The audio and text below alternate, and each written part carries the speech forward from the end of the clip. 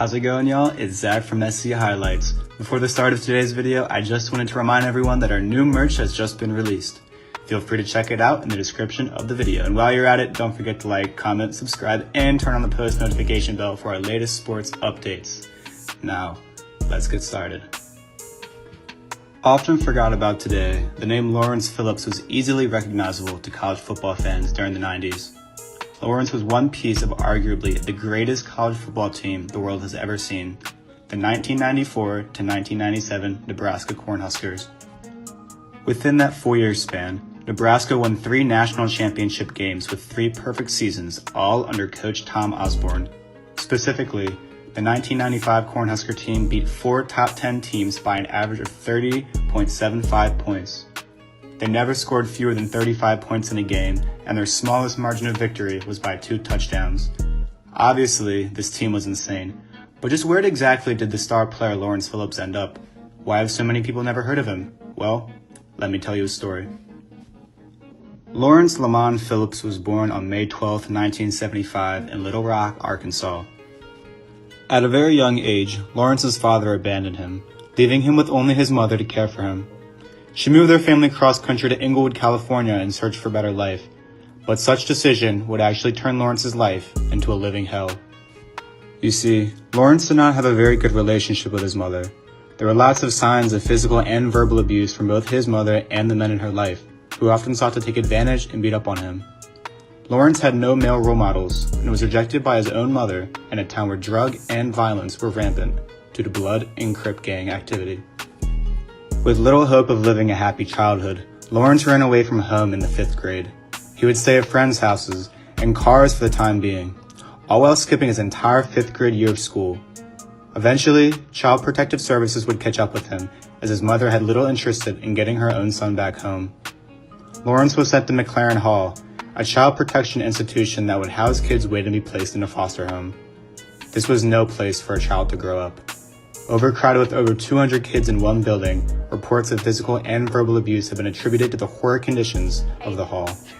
Many children who stayed there suffered long-term disorders such as depression and PTSD just because of the awful things that they witnessed there. Fortunately, in 2003, the hall would be disbanded by the state of California, and Lawrence was placed into a foster home. It was because of the foster home's caretaker, Barbara Thomas, that Lawrence would become interested in sports. To avoid fighting amongst the kids, Barbara would force him to play sports and get outside. Lawrence was notably bigger and stronger than a lot of the kids he would play with, and it was this size that he would use to advantage when he started playing football. Lawrence attended his first 2 years of high school at West Covina, where he became a varsity starter on offense and defense as a running back and linebacker respectively. Late into his sophomore year, his mother came back into his life. She wanted him to move back to Arkansas, but he refused. And soon after, Lawrence decided that he would want to transfer to Baldwin Park High in order to play football on their championship-winning team. Transferring there would pose difficulty for Lawrence, though. After all, he had skipped his 5th grade year and his grades were lackluster. But Lawrence's love for football was so great that not only did he bring his grades up to play there, but he actually took 2 grades at once just in order to play football. In doing so, Lawrence developed a very close relationship with school staff and coaches, who till this day remember his warm personality. At Baldwin Park, Lawrence would dominate the competition. He led his team to become CIF state champions both his junior and senior year, sparking interest from Texas, Illinois, Arizona State, USC, and Nebraska. His college decision was difficult, and he cites his principal's guidance to look to God for the answers for his decision. It was Nebraska where Lawrence Phillips would end up choosing to play, not because of location of the team, but because he wanted to wear number 1. In his freshman year at Nebraska, Phillips gradually worked his way up the player ranks. He came off the bench to rush for 137 yards and a touchdown in the Huskers' 14-13 win at Pac-10 champion UCLA. In the second half of the 1994 Orange Bowl, he sparked the Huskers' ground game, carrying 13 times for 64 of the 183 rushing yards against a formidable Seminole defense. All but one of Phillips' carries came in the 4th quarter, during which he scored on a 12-yard touchdown run. This game established him as the primary running back in the Nebraska offense. By his sophomore year, Phillips became the focal point of the offense because of injuries to quarterbacks Tommy Frazier and Brooke Maringer. He tied a school record by rushing for 100 yards or more in 11 straight games in 1994, despite frequently playing against 8 or 9 man defensive fronts. Against the number 3 Miami Hurricanes, Phillips had 96 yards on 19 carries, including a 25-yard run that was the longest rushing play the Hurricanes had allowed all season. During the regular season, he ran for 1,722 yards and 16 touchdowns, still a Nebraska record for the sophomore. Phillips' performance in the Orange Bowl that year was key to Nebraska securing its undefeated season in the national championship in 1994. Lawrence went so far as to play with a broken thumb for most of that year's season.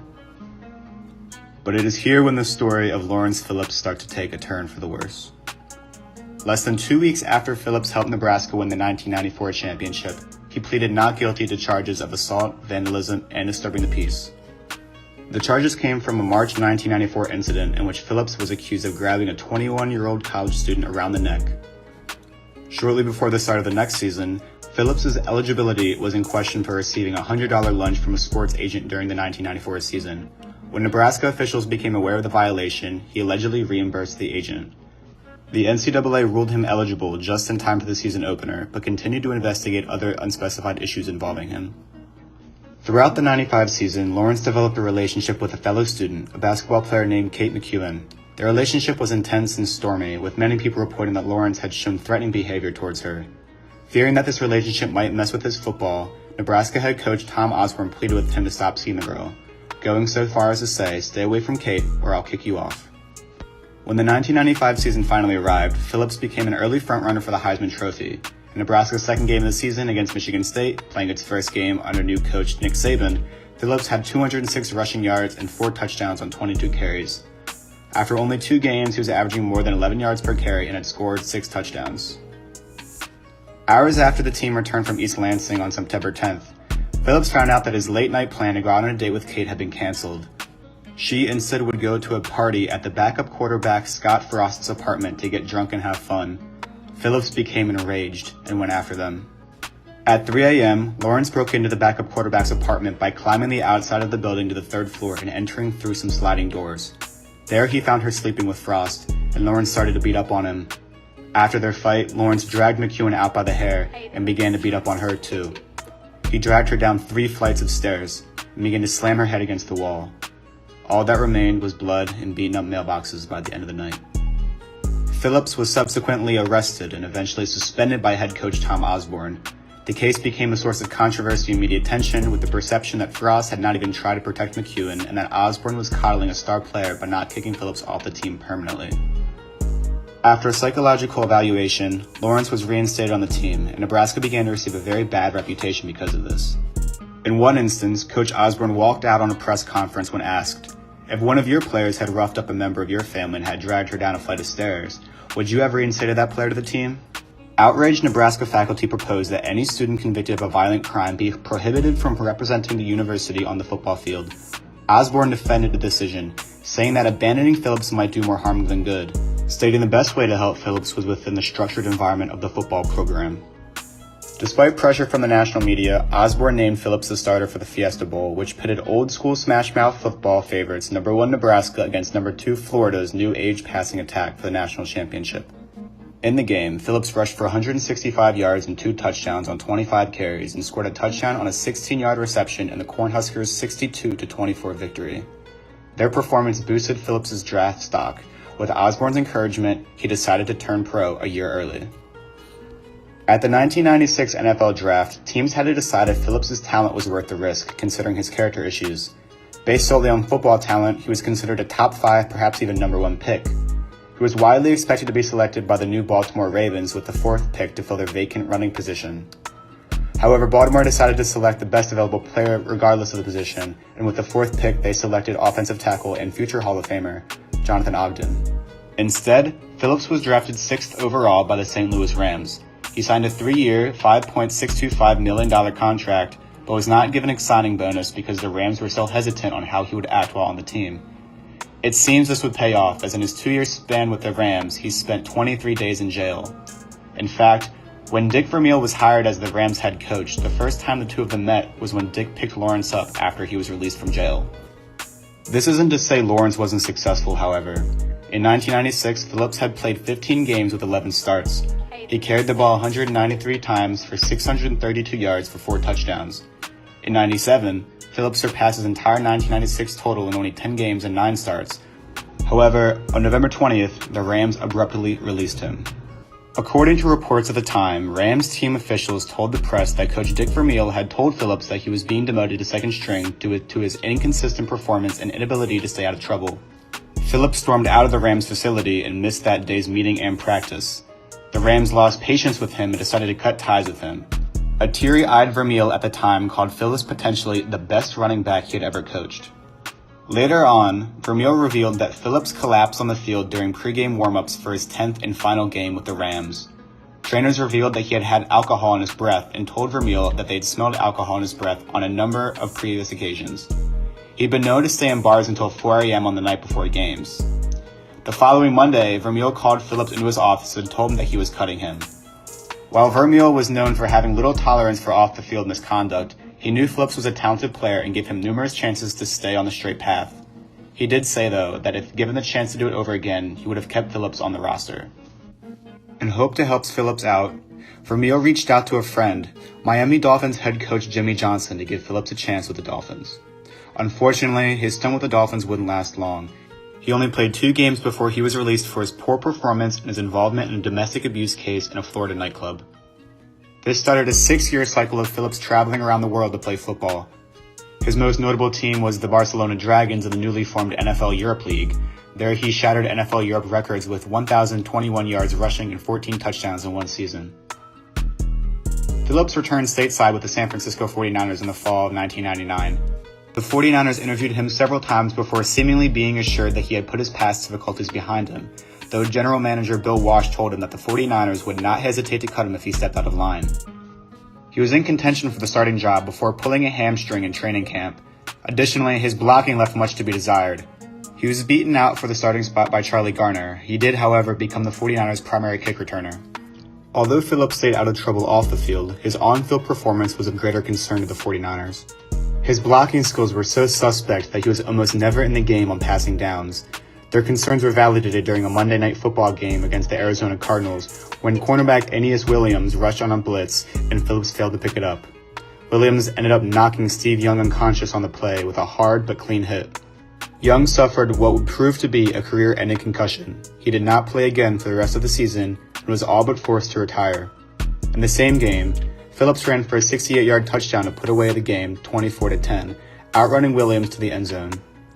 Nonetheless, his missed block on Williams led the 49ers to question his work ethic, and eventually, the 49ers released him because he refused to practice. Afterwards, Lawrence would yet again find himself in the midst of a scandal. In his apartment in Beverly Hills, Lawrence assaulted his then ex-girlfriend when she attempted to end his relationship. He fled to Canada, where he would play for the Montreal Alouettes. He showed signs of his old form, notching 1,022 yards and 13 touchdowns and a spot on the CFL Eastern All-Star team, while helping to lead them to the 90th Grey Cup. However, he showed signs of lapsing into his old habits off the field. He walked out on the team at least once during the season, and his agent severed ties with him twice. Eventually, he would be cut for his involvement in the sexual assault of his ex-girlfriend. Somehow, Phillips would manage to find himself in yet another relationship, and if you weren't able to infer from his past relationships, this one would end badly as well. His girlfriend, Amelia Weisler, reported that he would drink an entire fifth of rum every day and was slowly turning into a different person. When she asked him to leave her apartment one day, he attacked her. This cycle would continue, as although he abused her, she still says she loved him. After a fight one afternoon, Lawrence stole her car and drove to Los Angeles to get away from everything. He pulled up on the side of the road and joined a game of football that a few kids were playing in. All was well until he got back in the car and realized that the money he had kept in his sock was missing. In a fit of rage, Lawrence drove after the boys, believing that they had stolen his money. Lawrence had lost it mentally and tried to run over the 3 boys with his car. Lawrence was arrested and charged for 3 counts of attempted murder. Along with such charges, he would also be charged with 2 domestic abuse charges, felony assault charges, assault with great bodily injury, false imprisonment, making a criminal threat, and auto theft. In all, Phillips was found guilty and sentenced to 31 years in prison. The former college football star who wore number 1 across his chest was now wearing his prison ID number, G31982, instead. In prison, Lawrence had a target on his back, not only because he was a star football player, but because he refused to join a gang. To escape this, he went so far as to request living in solitary confinement for over 6 months because he didn't want a cellmate. Unfortunately for him, he would be given a cellmate named Damian Soward, the cousin of former NFL wide receiver R.J. Soward. Damian was a documented Crip gang member who was serving 82 years to life for the execution-style killing of a blood gang member. It is at this point in my telling of this story that things start to get a little hazy. On April 12, 2015, Damian was found dead in the cell that the two men shared. According to Lawrence, Soward had gotten out of his bed in the middle of the night and attacked Lawrence with a shank. He believed that Soward had been told to do this because the gangs of the prison were pressuring him to do so. Being physically stronger than Soward, Lawrence was able to position himself behind him and put him in a sleeper hold. Believing him to be only unconscious, Lawrence screamed for help from the guards. However, there were issues with the story. There was no evidence of any struggle within the room, and the shank that had been used to attack Lawrence had disappeared. The DA dismissed Lawrence's claim that it was in self-defense and said that he did it premeditatedly because he didn't want a cellmate. They used Lawrence's previous history of violence and assaults to build the case, and eventually, he was found guilty of the murder and put on death row. However, Lawrence would never make it that far. Around midnight on January 12, 2016, he was found unresponsive in his cell by correctional officers and was pronounced dead, in what was suspected as a suicide. Taped across his chest was a note that read DNR, Do Not Resuscitate. His death is still shrouded in mystery. When his body was found, he was wearing 2 shirts, 2 shorts, 2 pairs of socks, and had fake earbuds made of paper in his ear. And what was most shocking was the letter hidden in his sock that read, Did you hear about the football player who hung himself from the TV stand in his cell? His family would later determine that it wasn't his handwriting. So what do you think happened? Did Lawrence die at his own hands, or was he tied to some larger gang conspiracy? Feel free to let us know down in the comments below, and while you're at it, don't forget to like, subscribe, and turn on post notifications. Thanks for watching.